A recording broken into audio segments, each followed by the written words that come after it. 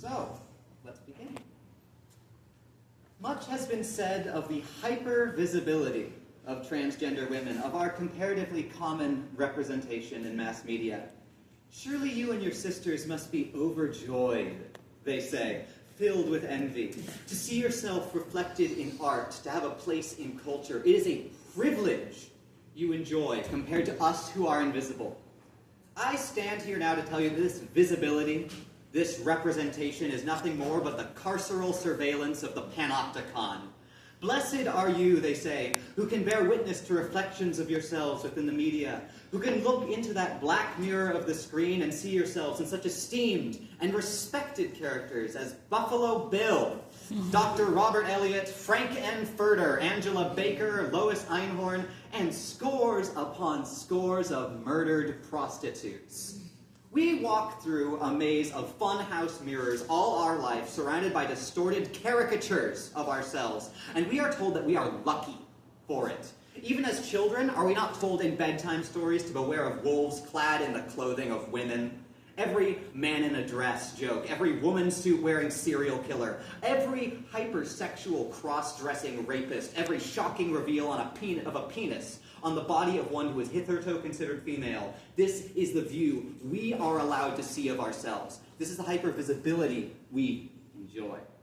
I yearn for a day where I don't have to hide in a bathroom stall, waiting for others to leave, so that I am not clocked and reported as a criminal and a pervert for the heinous crime of needing to empty my bladder. I yearn for a day where I don't have to ask myself whether or not I should try to order gray market hormones shipped internationally just in case my healthcare is criminalized. Spoiler, I did do that.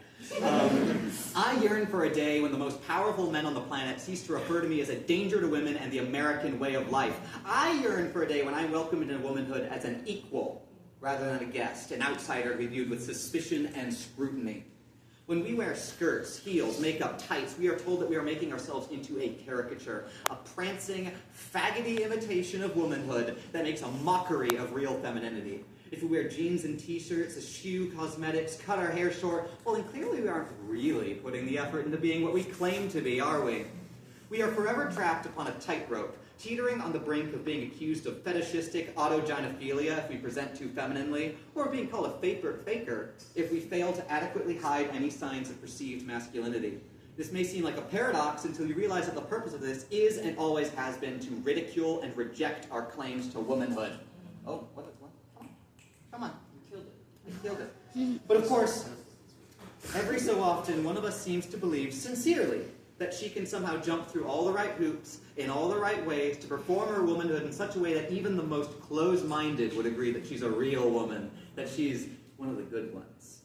I don't know which emotion most dominates my thoughts when I think of such people, pity or disgust. They have reduced themselves to puppets, tokens to be used by the far right to advance the oppression of my sisters and I, tools to further our own subjugation.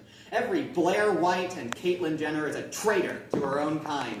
Fools and cowards who desperately pull up the ladder once they feel like they've reached safety, unaware that those who they ally themselves with will gladly push them out the second they cease to be useful. But of course, there are Judases in our midst, even amongst those that claim to support our sisters and I. It's one thing to proudly proclaim that trans women are women till you're blue in the face, but it's quite another to actually believe it, to treat us with respect and dignity, even when we're not around. All too often have I heard whispered insults directed towards my sisters, muttered by so-called allies when they don't think the object of their criticism is listening. If she's going to dress like that, she should do a better job shaving. She's so loud, she really hasn't unlearned her male socialization. I didn't want to say anything, but she just really doesn't pass at all, does she? There's just something about her vibe, you know? All these and worse things I've heard spoken from the lips of friends, allies, even my non-trans feminine transgender siblings. All behind the backs of the women who they were discussing, spoken in confidence to me. Someone who was, at least temporarily, on their good list. And of course, let's not forget our wonderfully supportive liberal politicians, who are all too willing to count on our votes to get them elected, but when conservative attack ads start going after their statements related to men and women's sports, well, suddenly they sing a very different tune, don't they? I am under no illusion that things are going to get better for my sisters and I anytime soon, either within the broader queer community or without. We are treated as jesters, pets, exotic spectacles to be viewed with a curious mix of lust and revulsion. not human beings to be treated with decency, respect, and kindness. But in spite of this wretched state we find ourselves in, bound seemingly eternally to the status of a gendered subaltern class, I cannot help but feel a faint sense of hope in knowing that nothing anyone can do will ever be able to destroy us. From the eunuch priestesses of Sumerian Inanna, to the Scythian Inare, to Elagabalus of Rome, to Eleanor Reichenor, to Dora Richter, to Marsha P. Johnson, to Julia Serrano, we have been, we are, and we always shall be. We are not a fetish, we are not an anomaly, we are not a passing trend, we are not a social contagion. Even if hormone replacement therapy is outlawed, even if our so-called cross-dressing is criminalized, even if every single one of us are tossed into men's prisons to be V-coded, we will not be destroyed. For as long as humans exist, we shall be here whether we are wanted or not.